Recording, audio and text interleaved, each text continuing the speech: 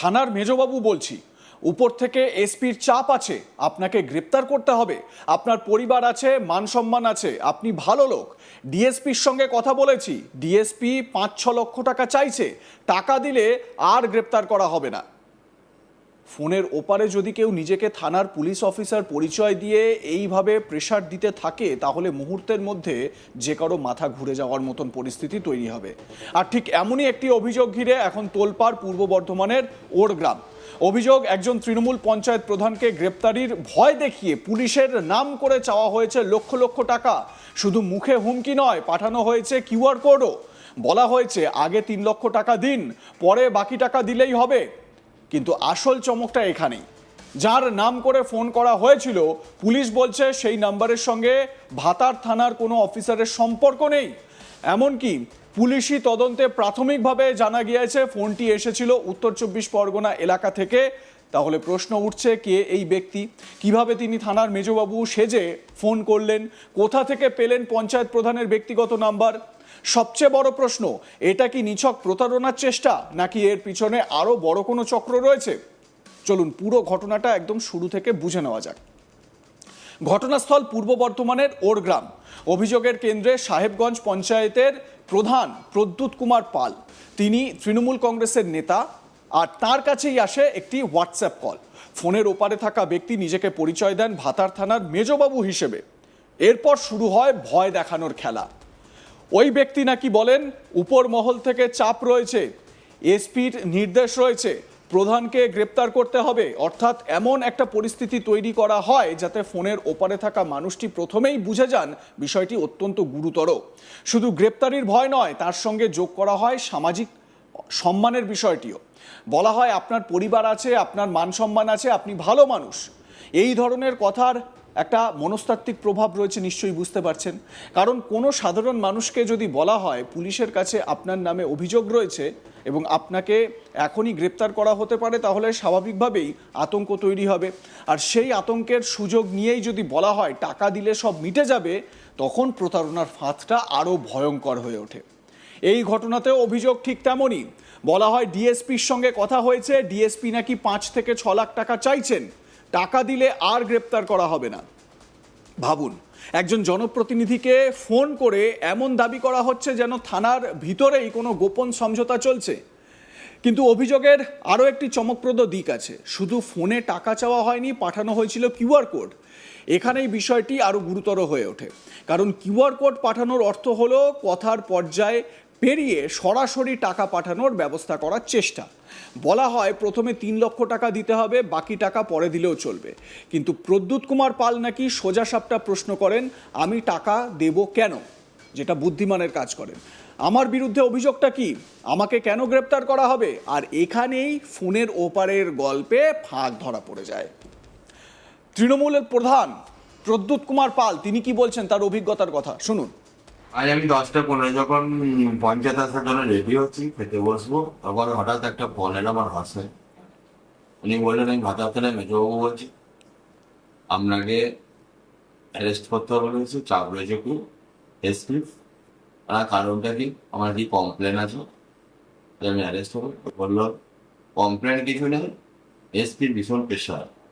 ঠিক আছে, তা কোথায় রয়েছে? আমি বাড়িতে রয়েছে, দাদা 20 মিনিটের মধ্যে আমি যাচ্ছি। ঠিক আছে, আমি ভাতটা খেলাম, খেতে খেতে গেলাম, আবার ফোন আসবে। বললো দেখুন, সবাই তো ইয়ে আছে, কিন্তু আপনার তো মান সম্মান আমরা জানি, আমি তো ভালো লোক, সেই হিসাবে আমি যদি এসপির সঙ্গে আমি কথা বলি। বলুন। তারপর ফোন করে বললো এসপি যখন 5 লাখ টাকা চাইছে, তো যদি আপনি দেন তাহলে আপনাকে অ্যারেস্ট করা হবে। আমি কেন টাকা দেবো? আর এত টাকা দেওয়ার মতো খবর আমার নেই। বলছে না, আপনি ভুল করছেন, আপনার ফ্যামিলি আছে এবং আপনার মান সম্মান আছে, এইসব বললে স্ক্যানার পাঠান। এবং সেটা আমি আমাদের মন্ডল সভাপতিকে সঙ্গে সঙ্গে আমি স্ক্রিনশট নিয়ে পাঠিয়ে দিয়েছি। এবং উনি বললেন যে আমি দেখছি। উনি সঙ্গে সঙ্গে আমাদের সাধারণ বিধায়ক ওটা ফরাট বলে, বাজারের বিধায়ক ওইটা দেখে বলে আমি দেখছি। তারপর বলে বড়বাবুর সঙ্গে কথা বলে, বড়বাবু বলে যে এই নাম্বারে আমাদের কোনো মেজবাবু নেই, তারপর উনি যখন ফোন করেন যে 11:30 বেজে গেল, আমি অন্তত 2-3 লাখ টাকা পাঠান, তারপর এসপির সঙ্গে কথা বলছি। আমি বললাম আমি 1 টাকা পাঠাবো না, আপনি আমাকে অ্যারেস্ট করুন। ঠিক আছে, তারপর বারবার বিরক্ত করার জন্য আমি পরেটা ব্ল্যাক লিস্ট করে দিয়েছি। না, আজকেই ফার্স্ট। এবারে 7-8 বার ফোন করি। আমি এখন দেখলাম এটা ফ্রড টোটাল। আমি অলরেডি বিধায়ককে পাঠিয়েছি এবং আমাদের যিনি বড়বাবু আছেন অরিন্দম, আমার স্ক্যানার থেকে সব কিছু ওনাকে পাঠিয়ে দিই। তারপরে জানি না কোথায় উনি যা করছে সব জায়গায় করবো বলে মনে করেন লোক উনি বললেন আমি ভাতারে বেজো এই অ্যারেস্ট থেকে আমাকে মুক্তি করবে। আমি তো বলেছিলাম যে আমার এখানে কিছু কমপ্লেন আছে, বলে কিছু কমপ্লেন আছে এসপি চাওয়া আছে। যদি সত্যি কোনো পুলিশ অফিসার কাউকে গ্রেপ্তার করতে চান তাহলে তার বিরুদ্ধে কি অভিযোগ রয়েছে সেই বিষয়ে তদন্ত, কিছু প্রাথমিক তথ্য থাকার কথা। কিন্তু অভিযোগ অনুযায়ী ফোনের ওপারে থাকা ব্যক্তি সেই প্রশ্নের কোনো পরিষ্কার উত্তর দিতে পারেননি। পারবেনই বা কী করে? সবই তো একটা ফাঁদ। এখানেই সন্দেহ আরও বাড়ে।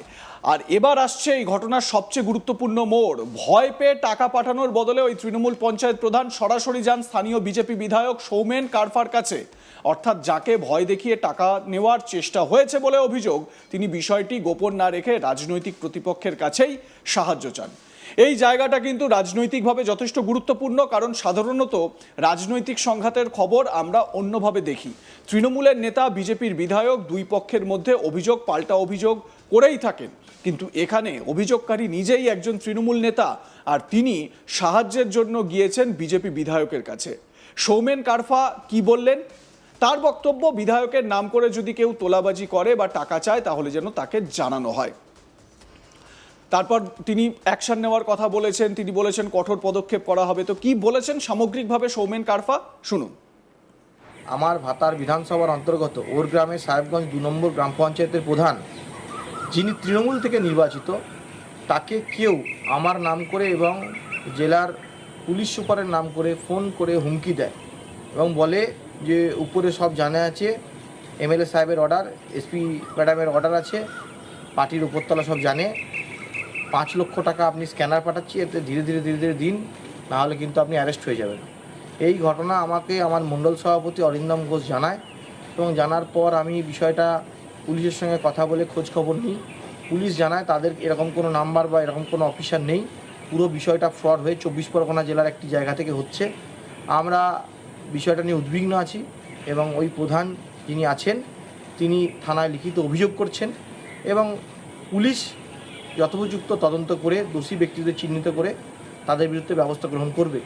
এবং তার সঙ্গে সবারই কাছে একটাই বার্তা, যে বিধায়ক হিসেবে আমার নাম করে যদি কেউ এলাকায় কোনো টাকা তোলে বা পুলিশে গ্রেপ্তারের হুমকি দেখিয়ে টাকা তোলে কিংবা মারধর, ঘর ভাঙচুরের হুমকি দেখে টাকা তোলে, আপনারা কাউকে 1 টাকা দেবেন না।